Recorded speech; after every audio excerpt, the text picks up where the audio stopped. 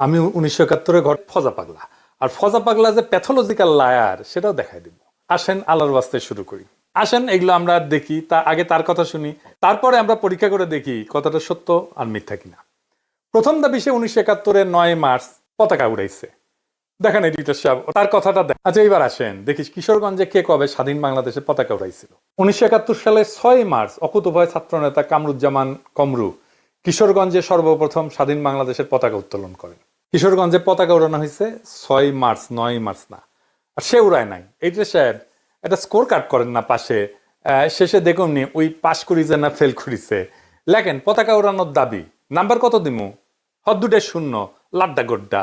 আসেন পরের দাবি কি তা দেখি। তারপরে সে কয় যে 11 মার্চে গ্রামের বাড়ি যায়, ইট না, থানায় গিয়ে বলে অস্ত্র দিয়ে দিতে হবে। 2 থেকে 250 ছাত্র নিয়ে নাকি ট্রেনিং করায় আনসার কমান্ডার দিয়া। পরে কইছে এটাই তার একমাত্র ট্রেনিং এবং এটাই তার কমপ্লিট ট্রেনিং আর কি, আনসারের ট্রেনিং দিয়া মিলিটারি যুদ্ধ করেছে। যাই হোক, তো মুক্তিযুদ্ধে ইটনা উপজেলা এই শিরোনামে মুক্তিযুদ্ধ জ্ঞান কোষের প্রথম খণ্ডে এই ট্রেনিং এর কথা নাই। যদিও এই ফজা পাগলা সম্পর্কে বলা হয়েছে সে মুক্তিযুদ্ধের অন্যতম প্রধান সংগঠক।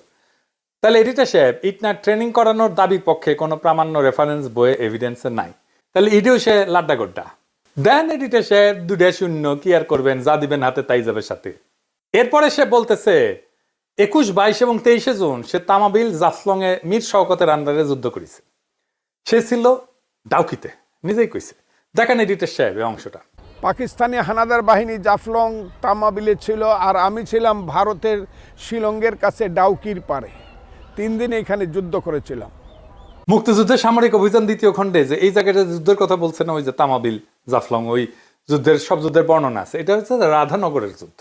অনেকগুলো যুদ্ধ হয়েছে রাধানগরে। এই অঞ্চলটা মীর শওকতের 5 নম্বর সেক্টরের অন্তর্ভুক্ত ছিল।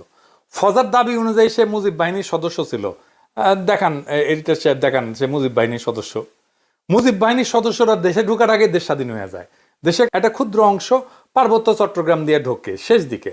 তো ফজা ডিসেম্বরের 2য় সপ্তাহে ফজার কোনোভাবে মীর শওকতের সেক্টরে যুদ্ধ করার সম্ভাবনা নাই, তাও তর্কের খাতিরে ধরি যে করছে। তাও তার বলা তথ্যই ভেরিফাই করি। তাইলে ওই যুদ্ধের কোনো কথা আছে? ডাউকি ইন্ডিয়ার মধ্যে, ডাউকিতে একটা মুক্তিযুদ্ধ ক্যাম্প ছিল, সে আছে ডাউকিতে। ডাউকি থেকে সে যুদ্ধ করতেছে জাফলং আর তামাবিলে। এইটা সাহেব গুগল ম্যাপে ডাউকি, তামাবিল আর জাফলং দেখান তো। তামাবিল আর জাফলং 2 দিকে না, আর মাঝখানে ডাউকি, দেখেছেন? এইভাবে মিলিটারি অপারেশন করে, 2 দিকে মিলিটারি অপারেশন হবে, আর ওই ডাউকি থেকে ওই যুদ্ধ করছে। হ্যাঁ, ওই ডাউকি থেকে ওই 2টা জায়গার দূরত্ব প্রায় 10 কিলোমিটারের মতো। মানে এটা ছেলে খেলা। আচ্ছা ভাই, আর্মির লোকজন আছে না, আপনারা কেন চ্যালেঞ্জ করেন না এসব বালসাল? তাহলে এডিটর সাহেব জাফলং এ লাড্ডা গুড্ডা, তাই না? শূন্য। এইবার আসেন করিমগঞ্জ আর তরাইল থানা মুক্ত করা। এইটা সাহেব দেখানো কি কইছে। করিমগঞ্জ থানাকেও মুক্ত করে নাই। 14 ডিসেম্বর তারা রাজাকাররা ছাইড়ে চলে যায়, তারপরে পুরা করিমগঞ্জে মুক্ত হয়ে যায়। এটাকেও মুক্ত করে নাই। তাইলে এখানেও লাড্ডা গুড্ডা। করিমগঞ্জ থানা লাড্ডা গুড্ডা। তরাইল থানা মুক্তিযুদ্ধ জ্ঞান কোষে তরাইল থানা মুক্ত করার যুদ্ধের কথা আছে, সেটাও আছে। তরাইল থানা পাক হানাদারদের সঙ্গে মুক্তিযুদ্ধদের 3 বার যুদ্ধ হয়। একবার তারা দখল করার পরে পাক বাহিনী আবার এটা যে পাল্টা দখল করে নেয়। অক্টোবর মাসের প্রথম দিকে মুক্তিযোদ্ধারা থানা দখল করে, নভেম্বর মাসের শেষ দিকে হানাদাররা আবার তা দখল করে নেয়। 14 ডিসেম্বর মুক্তিযোদ্ধারা পুনরায় দখল করে স্বাধীন বাংলার পতাকা উত্তোলন করে, একেবারে স্বাধীন হয়ে যায়। ওই কোসে আর নাকি যুদ্ধই করা লাগেনি, ফায়ার বললেই নাকি পলায় যেত। তরাইল থানা দখলে 3 বার যুদ্ধ করতে হয়েছে। ফায়ার বললে কেউ পলায় যায় নাই। ফায়ার বললে থানা ছেড়া পলায় যাইতো। সে আসতেছে শুনলে নাকি কাঁপতো। দুনিয়া কেউ শুনেছেন একটা গেরিলা অপারেশনে যাওয়ার আগে জানায় অপারেশনে যায় কেউ?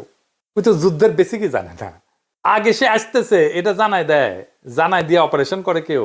বালসাল যা বলে বাঙ্গুরা সেটা খায়। সে নাকি কান ধরে উঠবাস করে ছাইড়ে দিছে। এডিটর সাহেব শোনান। কিন্তু খুব সত্য করে বলতে গেলে বলতে হয়, আমার নাম শোনার সঙ্গে সঙ্গেই রাজাকাররা পালায় যেত। ফজলু কমান্ডার আসিতেছে, এই কথাটা তাদের কাছে আগুনের মতো মনে হইতো যে কেউ বাঁচবো না, কাজে সবাই পালিয়ে যেত।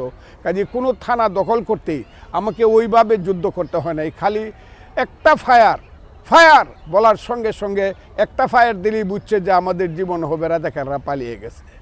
ওসিদেরকে ধরে আনছি, সিউদেরকে, তখন সিউ ছিল, তাদেরকে ধরে এনেছি গাঙ্গের পারে কোথাও কোথাও স্কুলের সামনে কান ধরে উঠবস করে 10টা বেতের বাড়ি দিছি। জীবনে আর কোনোদিন থানায় আসবি না, ছেড়ে দিয়েছে পাক বাহিনী।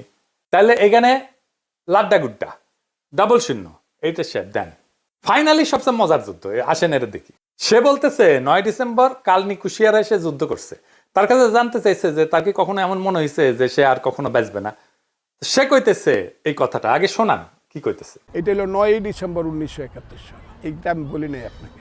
সেই কালনি কুশিয়ারার যুদ্ধে আমি 3টা স্টিমারে 179 জন পাক বাহিনী ছিল, মিলিশিয়া ছিল, রাজাকার ছিল, আমরা মাত্র 3 জন। এখনও আরেকজন জীবিত আছে, কয়েকদিন আগে আমার আরেক মুক্তিযোদ্ধা বন্ধু মারা গেছে। আমরা 3 জন, আমি ফজলুর রহমান, আমার ডেপুটি কমান্ডার নিহারেন্দু দেবনাথ, আমার আরেক সাথী আবু তাহের ঠাকুর মারা গেছে। 3 জন আমরা যুদ্ধ করি, তাদের 2 জনের কাছে 2টা এলএমজি ছিল। স্টিমার আমরা আক্রমণ করি কালনি কুশিয়ারায় 2টা এলএমজির মাধ্যমে, আমার কাছে মাত্র একটা স্ট্যান্ড গান ছিল। আমি সিগন্যাল দেওয়ার সঙ্গে সঙ্গে 2 দিক থেকে নদীর উপরে স্টিমারে ফায়ার হওয়া শুরু হইলো, একদম মাস্টার ব্রিজ উড়ে গেল। পাক বাহিনী বুঝতে পারে নাই যে আমরা 3 জন, কারণ আমি 500 লোককে লাইং ডাউন করাইছিলাম এই লাঠি দিয়া, কাজে তারা আমাদের কাছে সারেন্ডার করছিল। কি কইল? 3টা স্টিমারে 179 জন পাক সেনা আসতেছিল, তারা 3 জনে হারাই দিছে। 2 জনের কাছে সাবমেশিন গান ছিল আর তার কাছে স্টেন গান ছিল। 179 জন এই গুলিতেই সারেন্ডার করলো। হ্যাঁ করিছে, কারণ ওই কাছে লাঠি হাতে নাকি 500 লোকের শুয়ে রাখছিল, তাই দেখে ভাবিছে যে অনেক লোক তাদের গুলি করতেছে। ট্রেনিং পাওয়া আর্মি 2টা এলএমজি 2 পার থেকে গুলি করতেছে, নদীর 2 পার থেকে। তারপরে মনে করবে 500 লোক গুলি করতেছে, মানে বালসাল যা বুঝাবে গাজার নৌকা পাহাড়ের চলে। পলাশি যুদ্ধ নাকি সেরা যুদ্ধ লেঙ্গা করেছিল, পাসাত কামানে শুয়ে রাখিছিল ওর সোলজারদেরকে। তো ওই রবার্ট ক্লাইভ ভাবিছে সারিছে কত কামান, কিন্তু ওর মধ্যে একজনের আসছিল চুলকানি। তো পাসাত যে হাত দিয়ে চুলকাইছে, ক্লাইভ বুঝিছে যে কেস তো খারাপ। এই চুলকানির জন্য রবার্ট ফিরোজুল্লাহ হারিয়েছিল। শুনেছেন না এই গপ্প? চুলকানির ওষুধ বিক্রি করে যে সমস্ত হকার তাদের কাছে, এই গপ্প ওই ফজা পাগলা শুনেছিল। তাই শুনে আমাকে শুনেছে, আমাকে বাচ্চা কাচ্চা ভাবিছে। বাচ্চা কাচ্চারা এই সমস্ত গল্প করে, দামরা বুড়ারা এই সমস্ত গল্প করে, সেগুলো আবার শুনে কেউ কিছু কয় না। এই জন্যই এদের এত বার বাড়িছে। ইয়াল্লাহ দরবেশ বানায় দাও, আমি এই দুনিয়ার থাকুন না। তো এডিটর সাহেব পাশ করিছে, ওই করে নাই। দেখেন না যে বিশেষ বিবেচনায় পাস মার্ক দেওয়া যায় কিনা, দেওয়া যায় না। দেখেন দরিদ্র অথচ মেধাবী এই কোটায় দেওয়া যায় কিনা পাস মার্ক। এই কপালটাই খারাপ রে ফজা পাগলা। বেকার তোর টিভিতে সাক্ষাৎকার দেওয়ার আগে তুই কি আলু খাইছিলু? আলু, হ্যাঁ, তাই মনে হয় গোল্লা পাইছু। পরীক্ষার আগে আলু খাইতে হয় না রে পাগলা, তোর কোনো দোষ নাই, দোষ আলুর। তোর আলুর দোষ আছে। এবার ফুট, মুক্তিযুদ্ধর দুচাইতে আসিস না, তোর ভগন্দরওয়ালা হান্দাই দিব মুক্তিযুদ্ধ। এবার কে আসবে মুক্তিযুদ্ধ?